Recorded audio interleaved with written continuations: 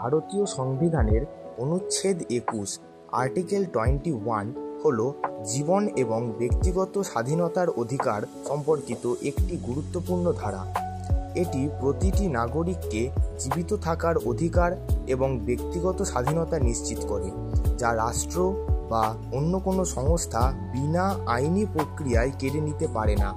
অর্থাৎ রাষ্ট্র নাগরিকের জীবন বা ব্যক্তিগত স্বাধীনতা শুধু তখনই ছিনিয়ে নিতে পারে যখন তা একটি সুসংগত আইনি প্রক্রিয়ায় এবং সংবিধান অনুযায়ী করা হয়।